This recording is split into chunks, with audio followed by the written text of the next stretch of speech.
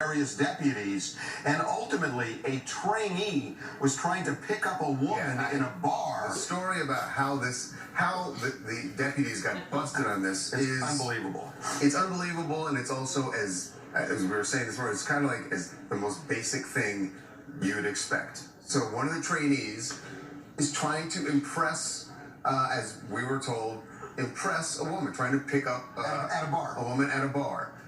This was a couple of days after the crash. Exactly, after the crash. The trainee is talking to the woman, I guess describes what his job is, and takes out his phone. And starts showing her the pictures. Showing her these photos and describing it. Now, unfortunately for that trainee, and fortunately for the sheriff's department, a bartender overheard all of this and was irate over what they were hearing. So the bartender went online, found the email address of the sheriff's department, and sent a complaint in and alerted the sheriff's department to what the trainee had done. But this had gone this was not just sheriff's department too. Correct. We're told that other law enforcement agencies went out to the scene because I'm just going to tell you the way it was told to me, because they said they found out it was Kobe Bryant. It was high profile, so other departments came out. Right. They took pictures too. We're told there were pictures that were passed around the LA County Fire Department, and this doesn't mean everybody by any means, but there were some, and these were gruesome pictures. Yeah, you have to think, I mean, these families have been through an unspeakable tragedy, and now to have to go through this, to think of the people who are supposed to be, protecting us all, they're police, you're supposed to trust them, and to think that a group of people here now have seemingly been showing off these gruesome photos, and to have to relive that and think about that, your loved ones on these pictures, is just further hopeful to these people who have already been through so much. And, I mean, look, the sheriff's department is investigating. They are saying they contacted all the family members to let them know that these pictures had been taken. But they said they didn't notify the families because the deputies did what they did. They notified the families because the media was putting the story out. Right. So, yeah, if I was a family member, I think I would want to know, not just when the media started poking around. I would have liked to know this information right when it happened. I think they should have probably told them right back when they found out. They knew 3 weeks. They knew 3 weeks when the complaint came in, and they verified that these photos were taken and this was happening. That would have been the time. And again, it's not just one person taking photos. Right. There were multiple people who apparently took photos, and then they just got passed around over time. Passed around at the various the substations, and a bar. Look, I'll tell you this. I'm a very pro law enforcement person, but I think if you were one of these people who took photos and were sharing them, it's hard for me to see those people to continue in their job in law enforcement. I think they probably should find a new career. Well, they're investigating right now. They're investigating. And again, as we said, we want to reiterate this, that most of the people who responded to this behaved, from what we are told, behaved appropriately, but there were some people who were doing this, and this is how it got out. Hi, my name is Benita Brown from Bowie, Maryland. I think this is really an unfortunate thing, not only for the individuals grieving, the family, the friends, and all the fans of Kobe, and also the individuals who were had loved ones at the time of this death. But I think it's unfortunate that you have this situation where you have police officers that you can't trust, and for someone who is as famous as Kobe, it's very awful to hear something like this and trust in the police to do the right thing, whether you're a celebrity or whether you're just a basic individual.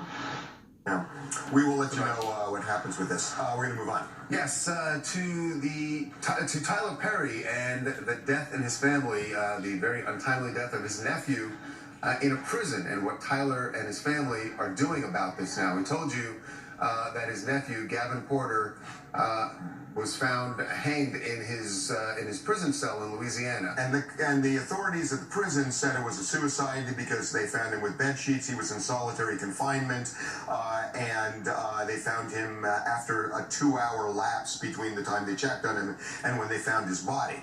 Tyler's not so sure. Right, and he's brought in. He's big guns. Yeah, he's brought in Dr. Michael Bodden, who is an amazing pathologist who's worked on anything from Kennedy to Medgar Evers and everything, even in the future. He's been O.J. Simpson. Yeah, I mean, he's involved in everything. And this is the guy you want, and they believe. And the parents said, "Listen, we respect that they want a second autopsy. It's not uncommon, and they welcome it." And the police are investigating to see what comes off with their results from the autopsy. And one of the reasons they want to do this is because apparently, by the way, we should say that his nephew was in prison because he shot and killed and murdered his dad in front of his mother, who is Tyler's sister. So Tyler was hoping that when this kid got out, and he had 20 years to serve, but when he got out, Tyler was saying maybe I could give him a job because I've given other inmates jobs. So he was really kind of heartsick by this. But he said because his nephew had been in a fight just days before his body was found and then put in solitary confinement, that he was just not so sure. And I think Epstein had an impact on this too. And and the police also said they're going to investigate into that fight to see if that had anything to do with it. They're actually going to look into that. Yes, my name is Terry Stropchak from Atlanta. And this is doubly sad because of the fact that if there was any individual who had an incentive to, as we say, get some act right or rehabilitate himself, then it would have been Tyler Perry's nephew, because after he finished serving his time, Tyler Perry was going to hire him at Tyler Perry Studios, as he had done with other people who have been wrongly or rightly incarcerated.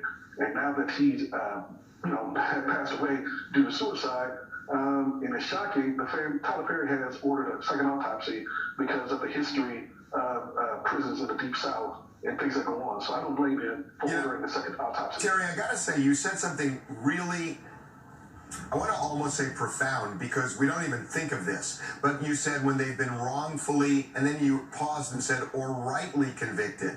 And you're so right. Yeah, because Tyler was doing this to give people, he does it to give people a second chance after they have done their time. But it's just, we're talking about people wrongly convicted so much these days that it's true that even people rightly convicted, when they're rehabilitated, they're productive citizens and they come back into society. And I just think that was an interesting point. Yeah. Okay, we're going to move on. Yes, to Prince Harry, or is it just Harry now? Harry. Harry. That sounds weird. Harry. When Harry had his new gig as a rock star. Well, at least for a day. You're not wrong. Yeah. He That's was Bon Jovi. hanging with John Bon Jovi, and not just chatting. They actually got into a recording studio, a very famous recording studio. Very famous. You can tell from that. And did what? And they sang. How do you know? Well, how do you know? Well, how do you know? There's video. We know that a song was recorded. Was the song recorded? I don't know. Did you hear the song recorded? You're right. I don't know that Harry's voice was actually. I know that John Bon Jovi's voice will be on it, but here they are in studio. All right, it's gonna be really easy. Just pretend you're singing in your face. Okay? Yeah, it's easy. Breathe deep. Shout it out. 1, 2, 3.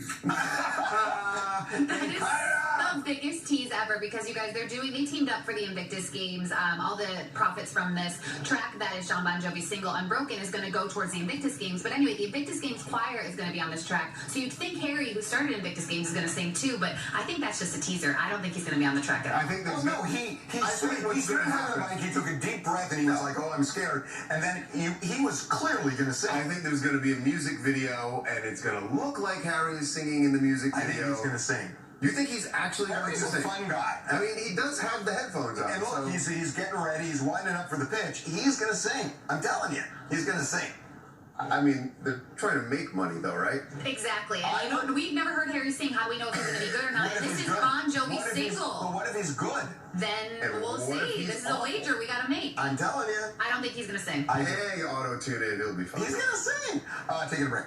All right. When we come back, Barbara Corcoran, the victim of a scam. We told you, we broke the story earlier the week. Victory. Almost $400,000 gone. Victory. The money is back. You can't believe how this happened. Welcome back to TMZ Live. I'm so excited about this. This is great.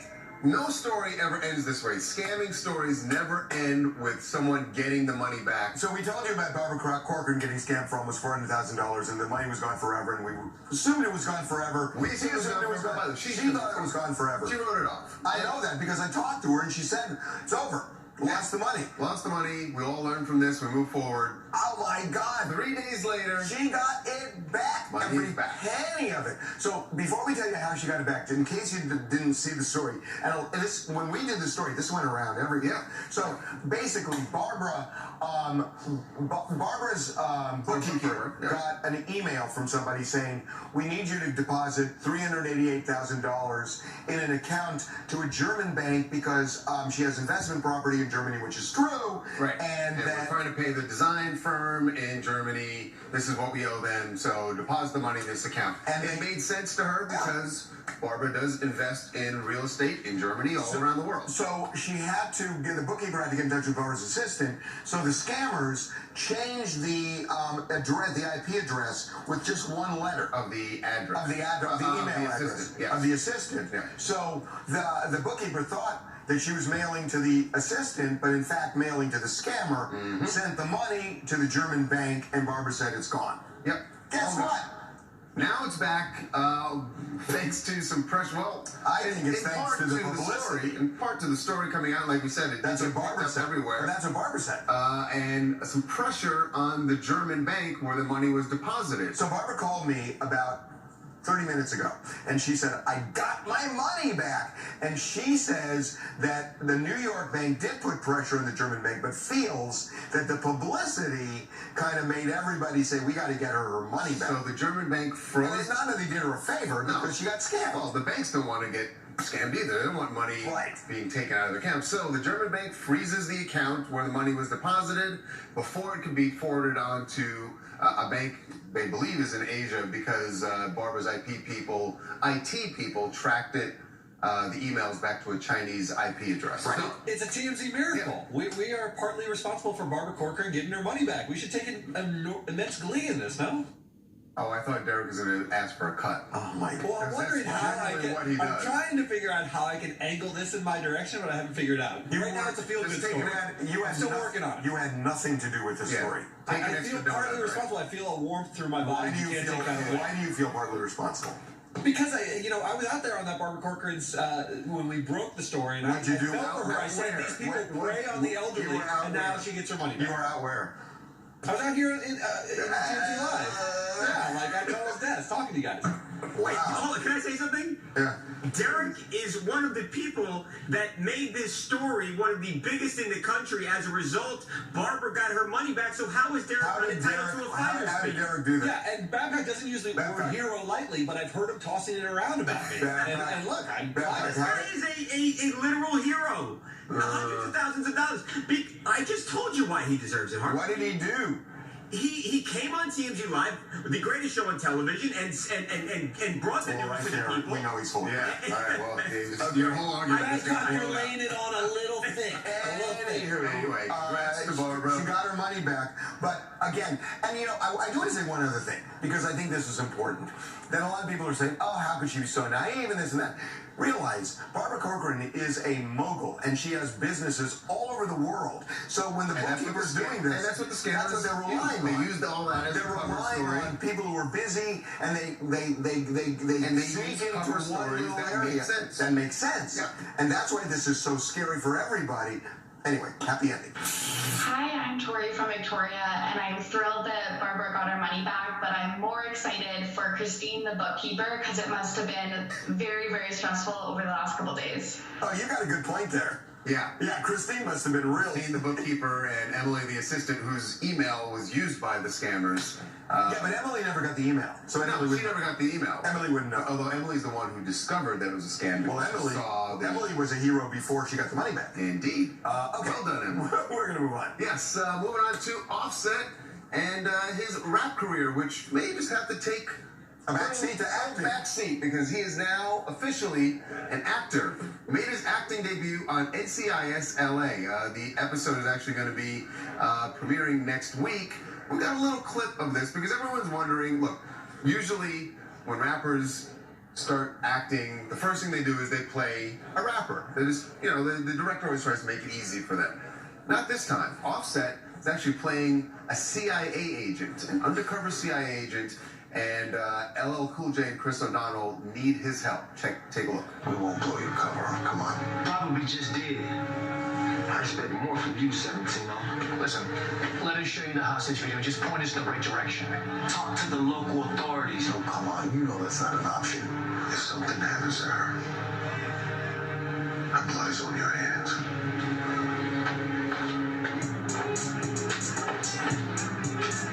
Evacuation zone. The rough. 2 hours. Don't follow me out. He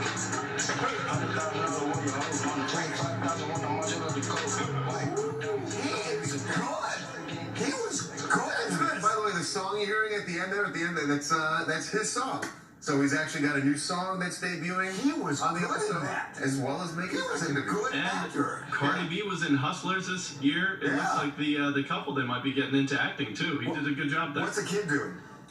Yeah, come on. Still being a kid. She's got a few more years of that. Get her. There's got to be moving on. Get a program. My understanding is that this isn't a one-off. That Offset. This isn't a one-off set. He's going to do this the whole season, is what I'm told.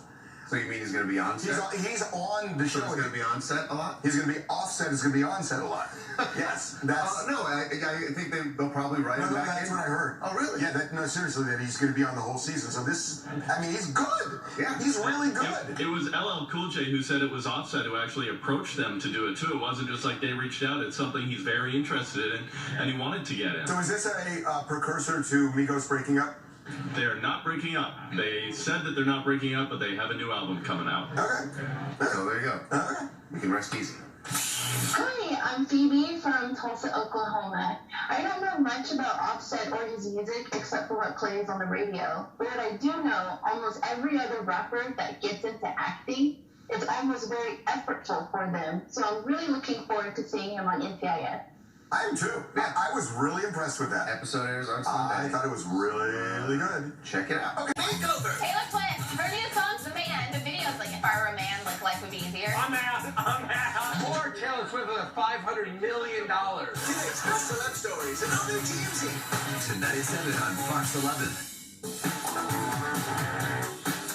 Welcome back to TMZ Live.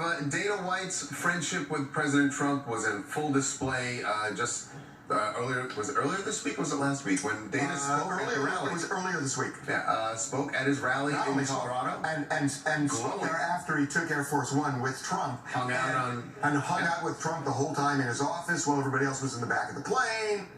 And so Dana White has been a staunch ally and supporter of Donald Trump. And the reason, in no small part, is that Donald Trump was the first person to promote UFC when in Atlantic City. Right. And Dana has said that he would never, ever say a bad word about Donald Trump because of that.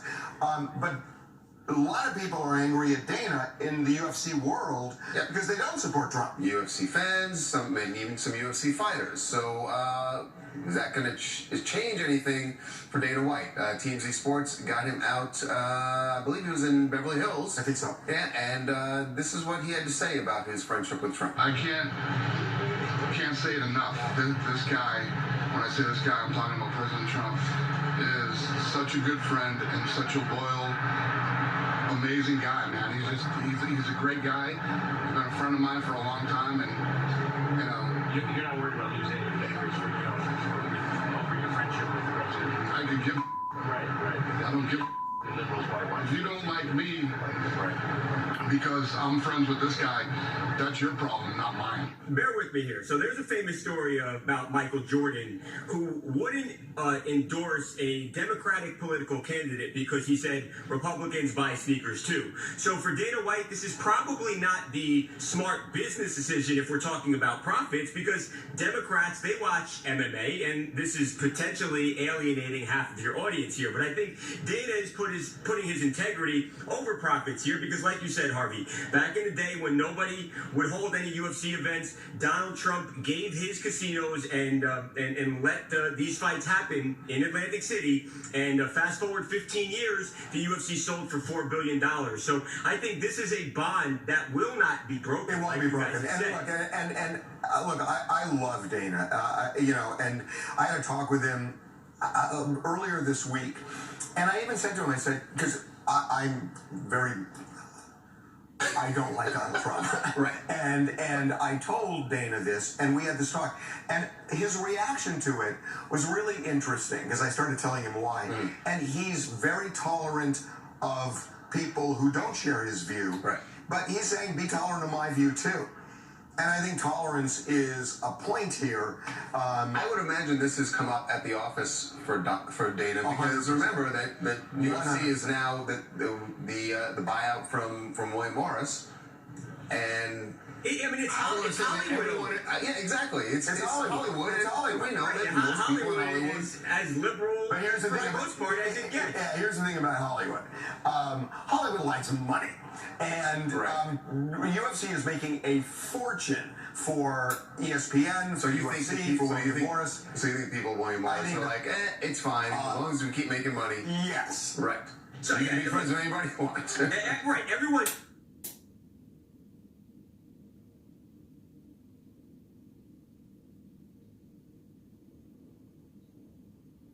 You need to be tolerant of them. Hi, this is Saya from New York City, and I happen to agree with him. We graduated from junior high, at least most of us have. What difference does it make who you're friends with? This has to change in our society. Well, you couldn't be more right, I think. I mean, look, I just think there's such intolerance. We all know that in principle, but exactly. There's so much intolerance in this country. That's a problem. Taking a break. All right, when we come back, tragedy aboard a Delta Airlines flight for a family thought they were about to get their brand new pet. What Delta Airlines is saying happened to little Sebastian.